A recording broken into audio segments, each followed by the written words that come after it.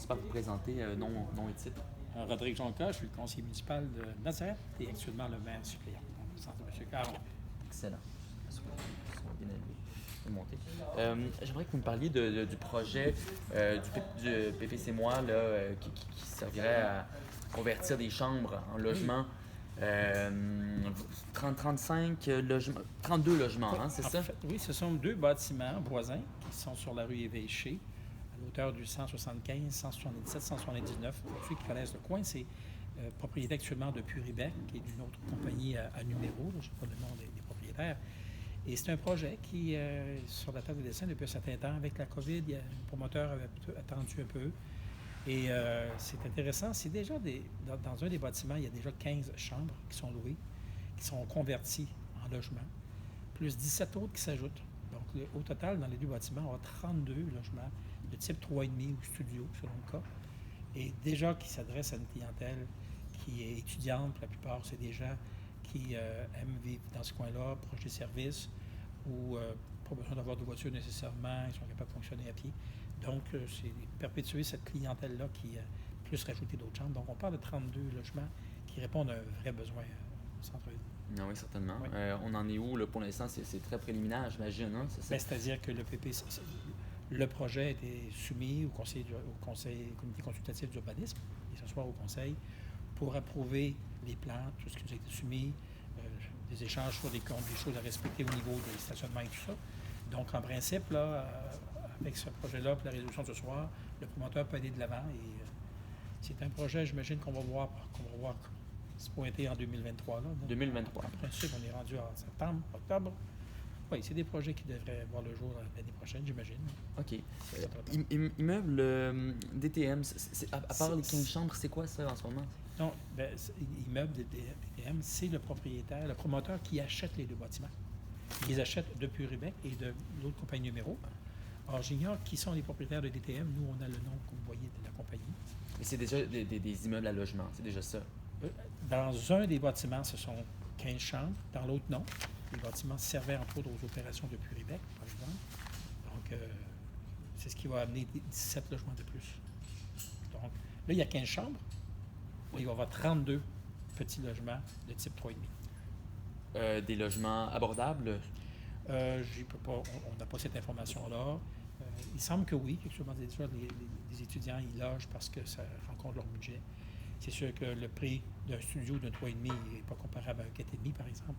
Donc, on peut soupçonner que ça va être des logements. Vous savez, les logements abordables, c'est des logements les propriétaires vont chercher un pourcentage de logements subventionnés. C'est des programmes en partenariat avec, entre autres, la Société canadienne de logement. C'est à l'initiative de chaque propriétaire de faire des démarches comme celle-là. Mais là, je ne pourrais pas vous dire dans ce cas-ci, on n'a pas d'informations. D'accord. Et là, aujourd'hui, vous avez déclaré, le conseil a déclaré que vous étiez contre le changement de circonscription, là. Le redécoupage électoral, exactement. Merci. C'est-à-dire que ce qu'on demande, c'est que le nouveau découpage, il va y avoir un découpage, OK? Le gouvernement réalise que ça ne rencontre pas les critères qui sont contenus dans la loi. Donc, il veut redéfinir la délimitation des territoires. Très souvent, ça crée des frustrations parce que ça va même jusqu'à vouloir abolir une partie, donc de diminuer le nombre de députés. C'est ça, ce qui est proposé, c'est qu'il y aurait moins de députés pour couvrir le territoire. Nous, ce qu'on dit, non, il faut maintenir la représentativité qui existe déjà, c'est-à-dire si c'est 4 députés, peu importe où vous irez PG du territoire, faites une répartition qui ne touchera pas à la représentativité dans l'Est du Québec. C'est ça notre position ce soir. Est-ce que c'est la première fois que vous vous positionnez justement sur ce sujet? Je n'ai pas souvenir qu'on l'ait fait dans le passé parce que ça se fait de façon cyclique. Là. Au fédéral, d'après moi, j'ai pas souvenir qu'on soit intervenu. Mais non, c'est pas. D'après moi, c'est peut-être aux 5 ans, quelque chose comme ça. Vous êtes plusieurs là maintenant à vous opposer à ce redécoupage-là, pensez-vous? Mais qu'est-ce que ça peut faire ultimement, cette opposition-là? Mais déjà, sur des immenses territoires, nos députés, là, dans l'Est, là, ils parcourent des territoires incroyables pour rendre des services, être proches de leurs citoyens. Déjà, contrairement, imaginez les députés qui sont dans les milieux urbains, comme la région métropolitaine. Pensez partout ailleurs au Canada, dans les grandes métropoles. Ils ont 2-3 coins de rue à faire, puis ils ont toute la population là. Nous, là, pour représenter 100 000 habitants, là, les députés, il faut qu'ils parcourent des kilomètres et des kilomètres pour rester une activité, retourner à une activité une autre. Et en plus, qui sont peu pour un immense territoire, on leur annonce qu'il faut être encore moins. Ça ne marche pas, ça. Tu ne peux pas donner le même service, tu ne peux pas avoir la même disponibilité. Et c'est pour ça qu'on considère que déjà, à 4, il ne faut pas être moins que ça pour couvrir le territoire de l'Est du Québec. Excellent. Pouvez-vous revenir sur le point 16.1, le changement de zonage? Je vais vous... on va sortir ça, là. Je ne suis pas sûr d'avoir bien compris. Quel est l'objectif? Qu'est-ce qui pourrait être fait? On parlait du règlement modifiant le règlement de zonage. Le 16.1? 16.1.1, ouais.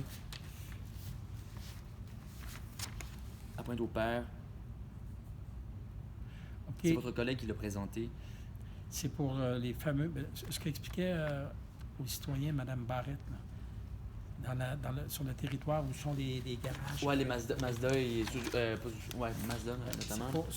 J'ai compris, c'est pour vraiment cibler des endroits où on peut opérer un entrepôt avec de l'entreposage extérieur ou non. L'idée, c'est de s'assurer que les citoyens qui ont des maisons du côté sud ne soient pas incommodés par l'installation de quelqu'un qui fait l'entreposage extérieur. C'est une façon de venir cibler où tu peux le faire et où pas le faire. C'est très technique. OK. C'est simplement pour protéger non seulement les citoyens, pas qu'ils aient de nuisances à proximité de leur demeure, par exemple, l'entreposage qui peut souvent devenir nuisible au niveau du bruit, poussière, pollution visuelle, ça peut... Oui, OK. Est-ce qu'on sait déjà à combien on peut estimer le projet de logement, de 32 logements sur la rue Véchy, non? Le coût? Oui, le coût, oui. Non, pas à ce stade-ci, parce que là, le propriétaire doit prendre ses décisions sur les matériaux, d'aller voir la soumission. Non, on n'a pas ça. Lui, il peut le dire, mais là, je peux même poser c'est qui DTM. Pour l'instant, on sait qu'il y a 32 logements qui vont être construits, accessibles, possiblement, idéalement, d'ici quelque part en 2023. Et là, à partir du moment où ce soir, publiquement, on a traité du PPC moi, de DTM, vous seriez bien avisé comme journaliste de le rejoindre pour lui demander quelle la hauteur de son projet, où il s'en va, parce que maintenant, c'est plus un secret. On a franchi une étape. Mais les autres informations, c'est pas nous qui les détons, c'est lui. Excellent. Il est peut-être déjà son promoteur, il est peut-être déjà prêt, puis pour vous dire, moi, je suis prêt, je pars de matin. Excellent. Il ne partage pas ça. Ça va-tu? Ça répond à mes questions. Merci beaucoup, Jean-Claude. Oui. Est-ce qu'il y a des développements par rapport au projet de Saint-Agnès? Projet 2. À l'église. On a su que ça allait se faire sous peu. D'ailleurs, j'ai vu ça dans un média. Normalement, la démolition de l'église se fait, on pensait, avant la fin du mois d'octobre, parce qu'il prévoyait, avant même la fin de l'année, donc avant le 31 décembre, d'avoir démoli puis commencer déjà à creuser pour la prochaine construction. Alors, c'est sûr que c'est un projet qui va commencer dans les prochains jours à démolir. Prochaine semaine. Savez-vous s'il y a des développements concernant la décontamination du terrain de l'ancien Irving dans votre district? C'est complété. C'est OK.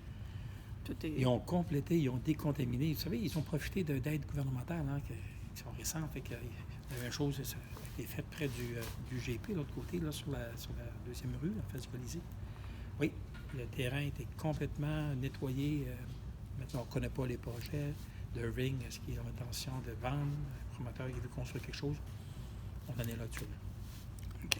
Mais on est bien heureux que ça soit fait. Là. Parce qu'il y a beaucoup de belles possibilités. Quand on regarde ce terrain-là, ça serait quand même un terrain peut-être idéal pour du logement abordable pour les gens qui veulent être proches de tous les services, puis commerce de proximité. Il y a toutes sortes de possibilités. Pas une autre station d'essence. Non. Je pense pas. OK. Qu'est-ce que vous retenez du résultat des élections? Qu'est-ce que je retiens?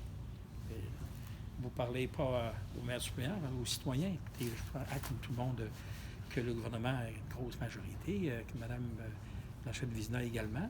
Ça va être nouveau à Rimouski qu'on ait un représentant qui est de la même équipe que celle du gouvernement.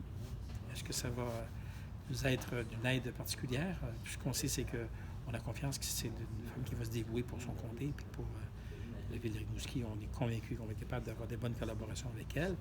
Mais en même temps, on a connu beaucoup d'années avec le Parti québécois ici, mais Ici à la Ville, on doit vous dire que si on regarde les dernières années, même si on avait un député qui n'était pas comme tel de l'équipe de la CAQ, on a des réalisations importantes ici à Rimouski. On n'a pas à se plaindre. Rimouski est une communauté qui est dynamique.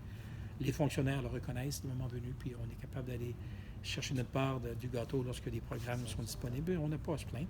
Regardez ce qui pousse là, à côté de nous, la maison des aînés, le lab-école, la faculté de médecine. C'est toutes des choses qu'on a obtenues pour les dernières années. On est une communauté dynamique, puis ça, les gouvernements le savent, peu importe qui nous représente, mais on est content pour Mme Vézina Blanchette, puis on va travailler avec elle. Pensez-vous que son élection, c'est un pas de plus vers la parité homme-femme? Comment vous voyez ça? Bien, ce que j'ai entendu de M. Legault, c'est que jamais un gouvernement n'a fait élire autant de femmes que sur le présent gouvernement. Je ne sais pas si vous avez des statistiques, je ne les ai pas.